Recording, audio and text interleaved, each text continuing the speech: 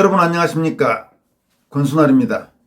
제20대 대통령 선거가 치러지는 3월 9일에는 전국 5곳에서 국회의원 재보선도 함께 실시됩니다.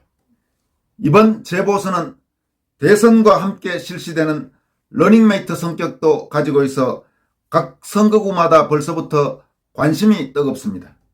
3구 재보선이 확정된 지역은 서울 종로, 서울 서초갑, 대구 중남구, 경기도 안성, 충북 청주시 상당 선거구 등 5곳입니다. 이 가운데 보궐선거가 3곳, 그리고 재선거가 2곳입니다.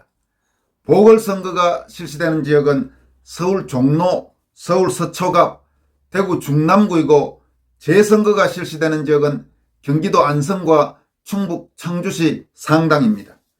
보궐선거는 선거에 의해 선출된 국회의원 등이 임기 중 사퇴, 사망, 실형선고 등으로 인해 그 직위를 잃어 공석 상태가 되는 고리시에 치러집니다.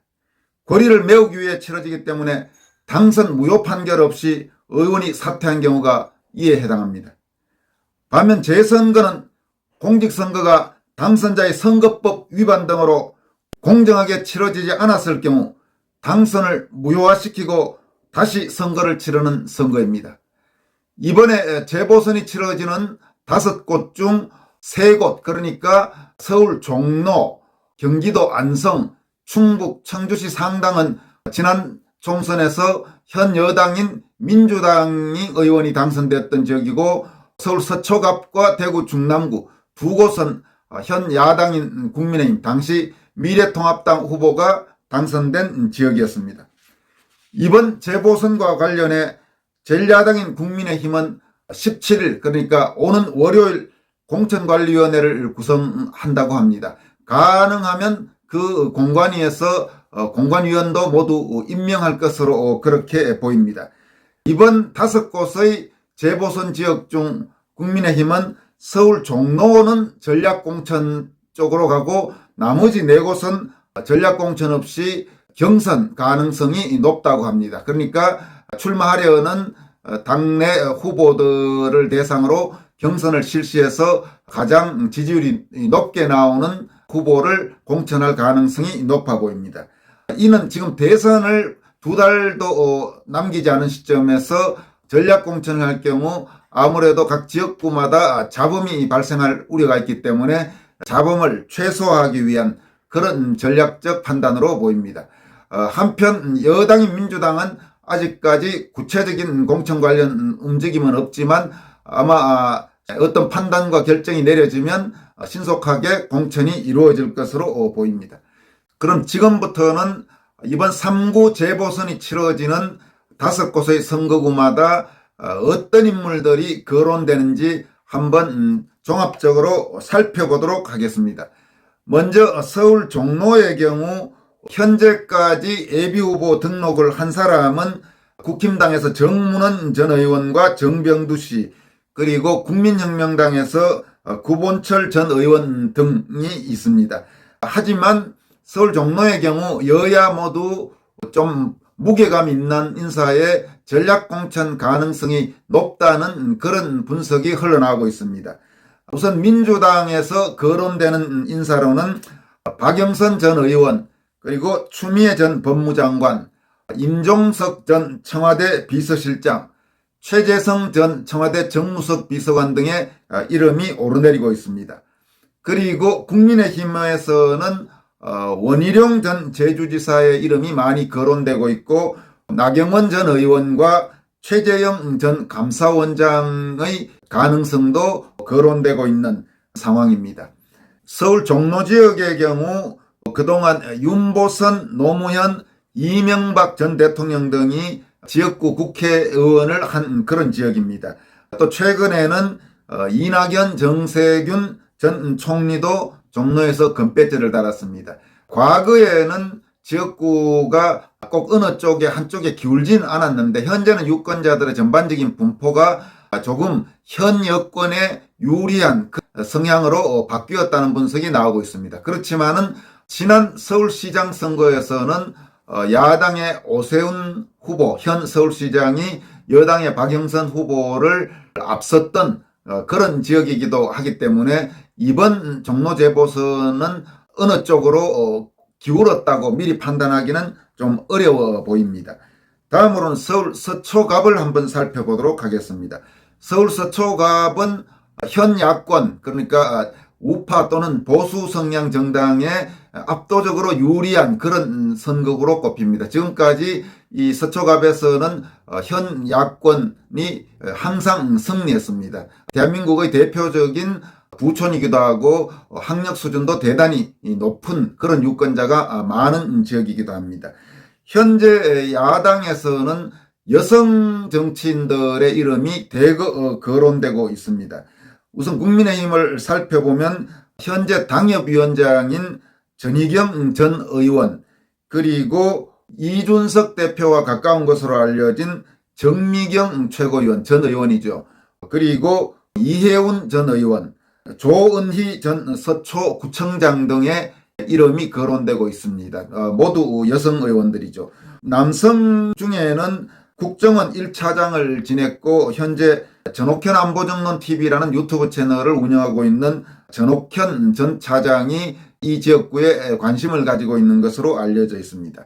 그리고 또 주의 깊게 봐야 될 인물로는 야권 성향의 김소연 변호사입니다. 김소연 변호사는 원래 민주당 대전시의원으로 출발했다가 민주당의 잘못된 행태, 왜곡된 행태를 보고 분개해서 탈당해서 지금까지 야당에 있다가 최근 들어서 서초갑 출마를 선언하면서 국민의힘을 탈당했고 이번 재보선에 무소속으로 출마하겠다고 밝힌 그런 상태입니다.